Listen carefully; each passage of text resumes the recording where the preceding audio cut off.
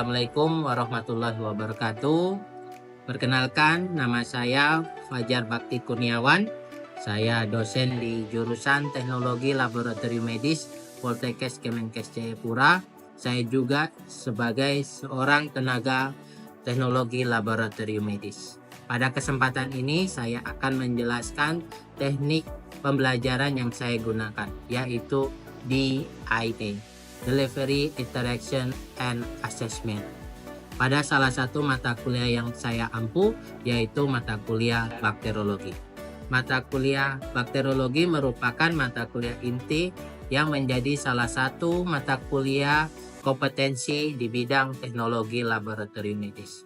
Deskripsi mata kuliah bakteriologi terdiri dari bakteriologi 1 pada semester 2 yang terdiri dari 3 SKS, mata kuliah bakteriologi 2 pada semester 3 SKS, mata kuliah bakteriologi 3 pada semester 4 3 SKS, dan mata kuliah bakteriologi 4 pada semester 5 2 SKS.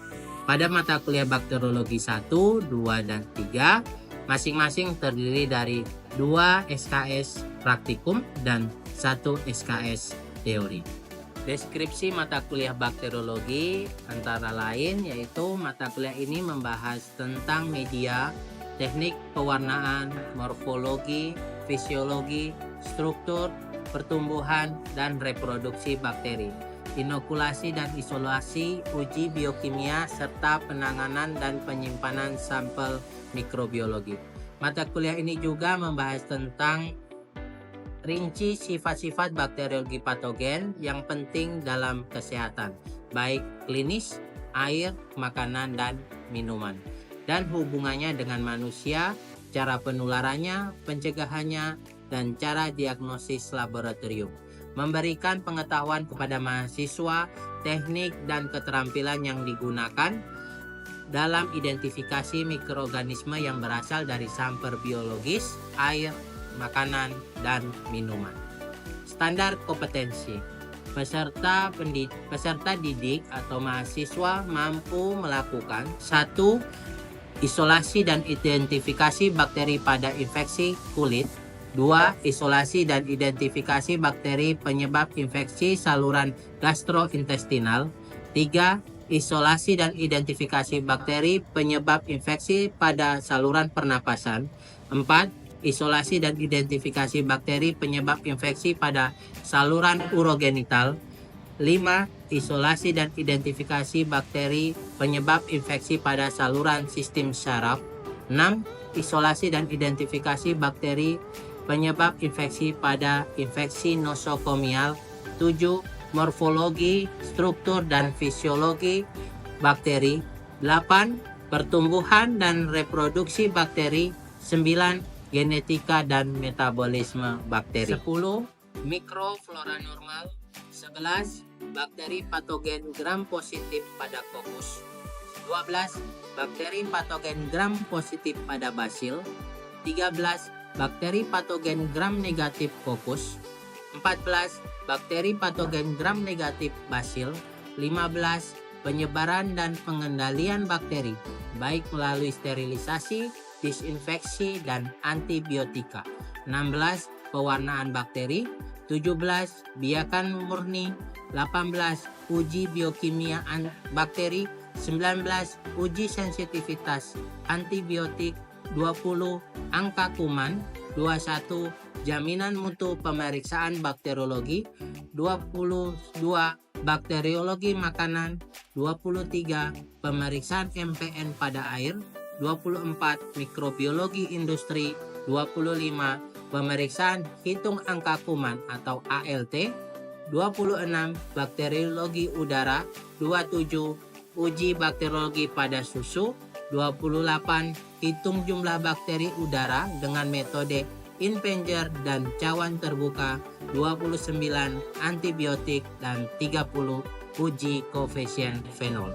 Setelah kita tahu gambaran singkat mata kuliah bakteriologi yang saya ampu, selanjutnya saya akan menjelaskan teknik pembelajaran dengan metode DIA.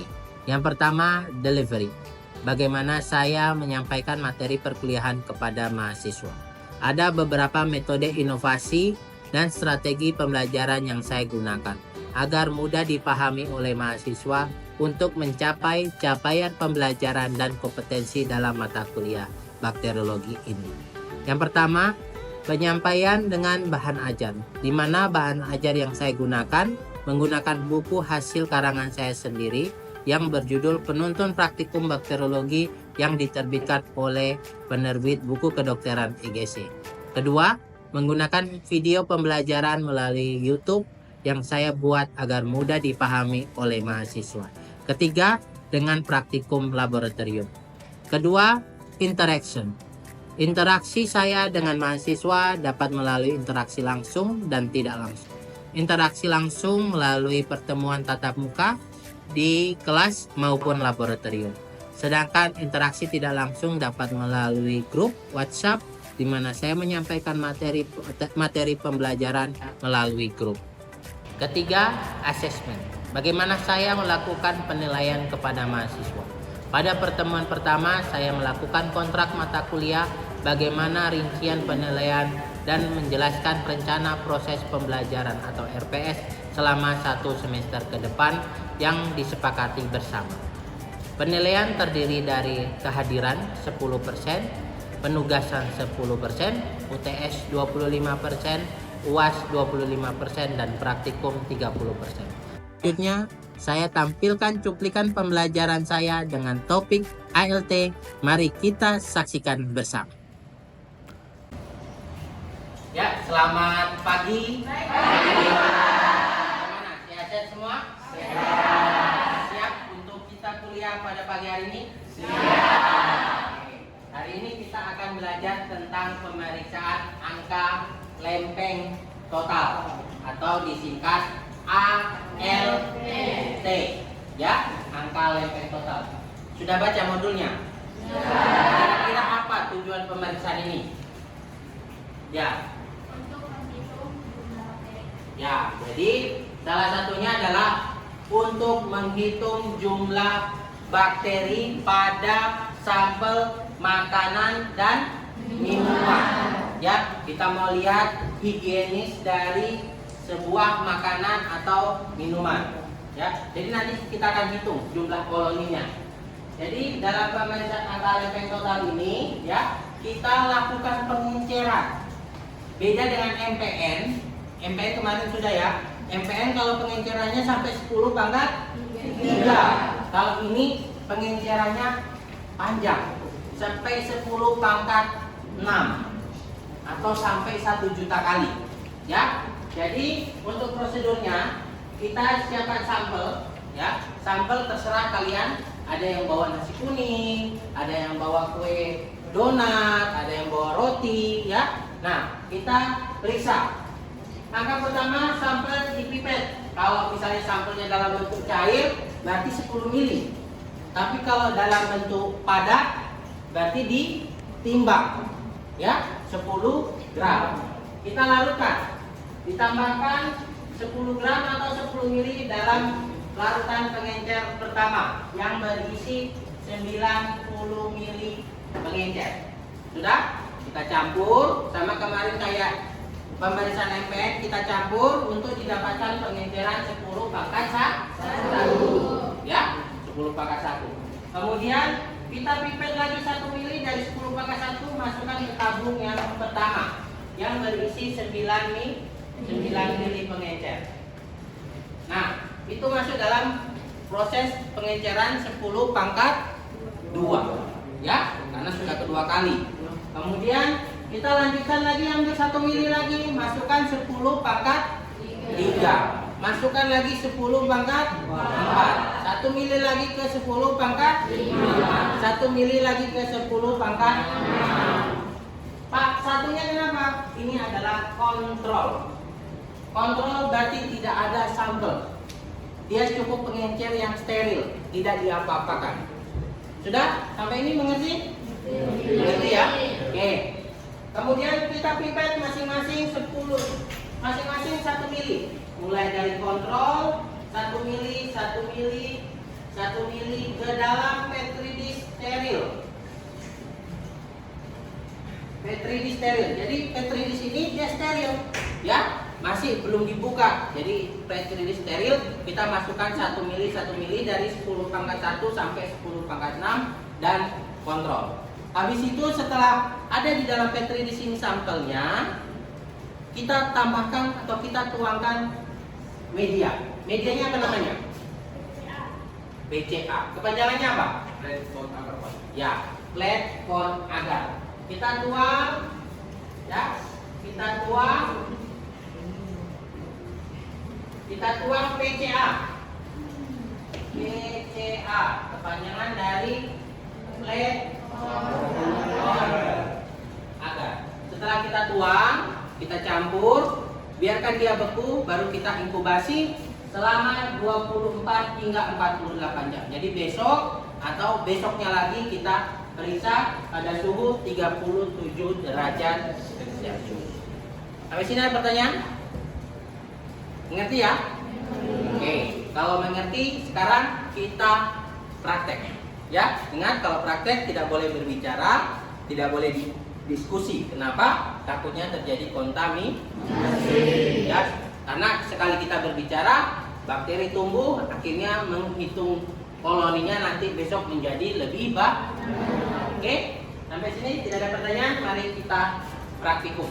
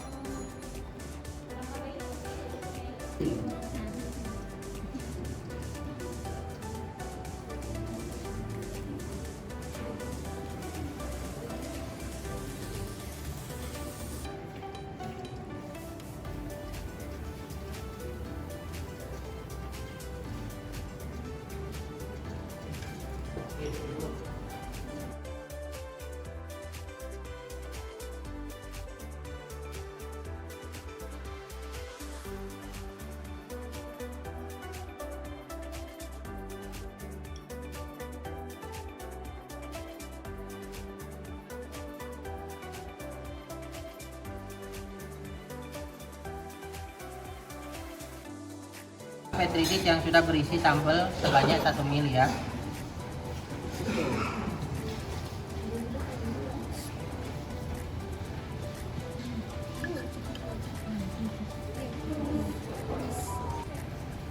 Nah, baru biarkan dia beku. Oke, bisa? Silakan dilanjutkan.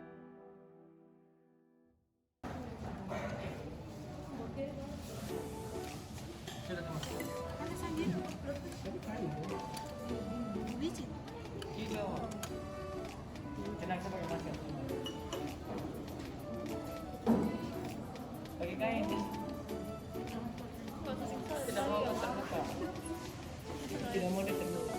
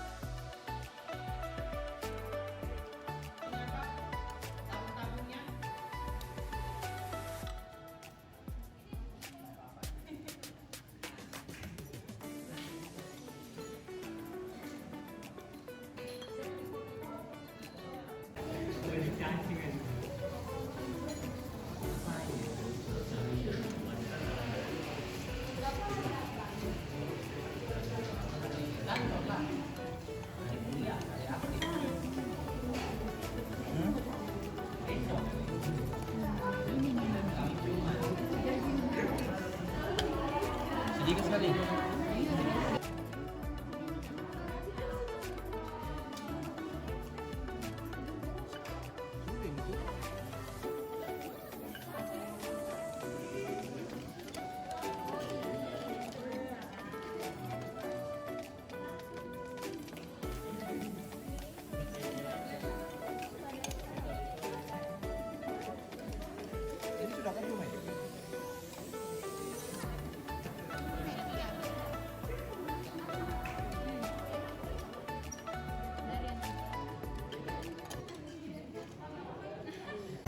sudah untuk praktek hari ini untuk pemeriksaan angka lempeng total ya. Jadi media PCI yang sudah beku ya, sudah bercampur dengan sampel, nanti kita bungkus dengan kertas dan kita masukkan dalam inkubator ya. Jadi besok kita baca berapa jumlah koloni pada pemeriksaan sampel makanan atau minuman yang kita periksa hari ini ya. Jadi nanti tolong ini dibungkus kembali ya, baru masukkan ke inkubator. Dan ada pertanyaan? Tidak ya. Oke, berarti untuk pertemuan hari ini karena tidak ada pertanyaan, cukup sekian ya. Sampai ketemu besok untuk pembacaan hasil pemeriksaan. Selamat pagi.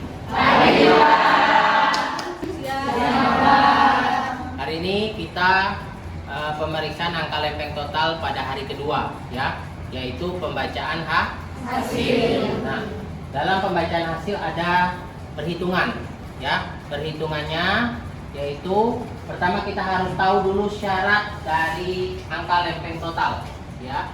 Syaratnya adalah pertama, kontrol harus kurang dari 10 koloni ya. Kemarin kan kontrol dia nggak ada sampelnya, betul ya?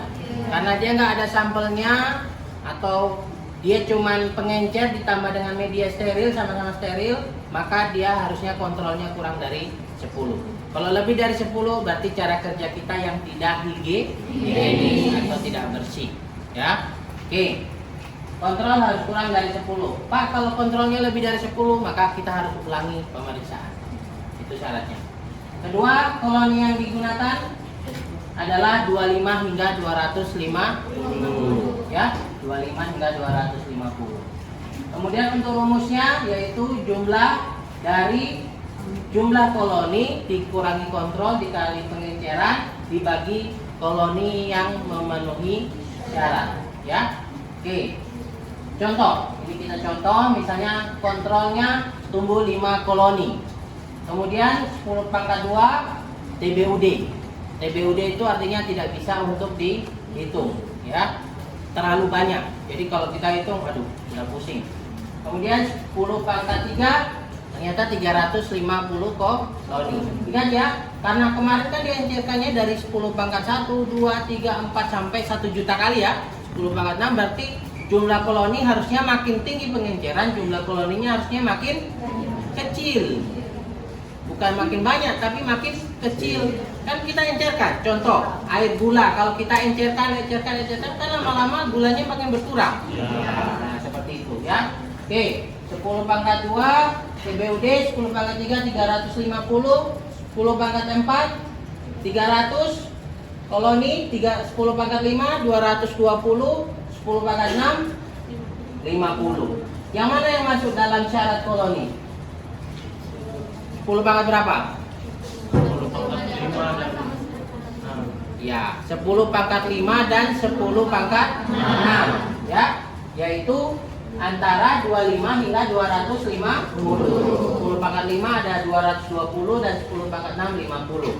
Oke, kita masukkan rumus CFU koloni per mili unit ya, satuan dalam hitung koloni, yaitu yang pertama 10 pangkat 5 220 dikurangi kontrol 5 dikali pengenceran 100.000 ya. 10 pangkat 5 kan berarti nolnya 5 ya, 100.000 ditambah 50 ya, 10 pangkat 6 ya, dikurangi kontrol 5 dikali pengencer berapa?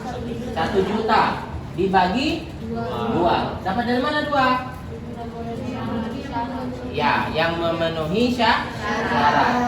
Silakan kalian dikurangi kali 220 dikurangi 5 215 kali 100.000 21 juta 500. Kemudian 50 dikurang 5 dikali 1 juta 45 juta dibagi 2 66 juta 500.000 dibagi 2 dapatnya 33 juta 250.000. Kita jadikan CFU, kita ambil satu angka di belakang koma ya. Nah, berarti 3,3 kali 10 pangkat 7. 7 dari mana? Dari sini. 1, 2, 3, 4, 5, 6, 7. Ya. Jadi kalau misalnya kalian nanti suatu saat beli air isi ulang, coba kalian lihat air isi ulang, biasanya ada tanda dari Bepom yang ada ditempel di kacanya, biasanya dilihat airnya itu berapa pangkat berapa cm. Ada. Ya. Sekarang silakan kalian hitung koloni kalian yang kemarin hasil penanaman dari kontrol 10 pangkat 1, 2, 3, 4, 5, dan 6. Ya, baru masukkan dalam perhitungan. Ya, seperti kemarin kalau yang saya pernah bilang, kalau misalnya Pak tidak ada yang masuk dalam koloni, ya semuanya di bawah 25. Berarti dikalikan pengenceran terendah ya. Tapi kalau misalnya semuanya di atas 250, dikalikan pengenceran tertinggi. Bisa ya? Bisa sampai sini pertanyaan? Tidak ya? Tidak. Kalau tidak, silakan kalian buka hasil inokulasi kalian, kemudian dihitung. Silakan. Ini ya, yang putih dihitung. Ini ya, ini koloni ini 1, 2, 3. Termasuk yang putih ini kecil-kecil ini juga dihitung. Ini berarti terhitung sendiri-sendiri ya. Ini juga sendiri ya. Ini yang kecil-kecil juga dihitung koloni ya. Oke, silakan dihitung dari 10 pangkat 1 sampai 5 sampai 6. Yang 2 ini 1, 2, 3, 4, 5. apa yang kuning-kuning ini? Ya. Ini sendiri 1, 2, 3, 4, 5, 6, 8 sendiri ya. Iya.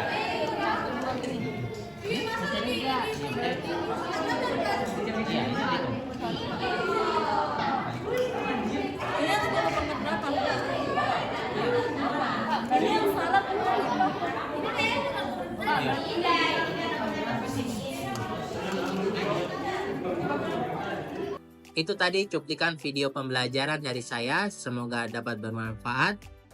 Burung dara, burung cendrawasih dari dulu di Papua.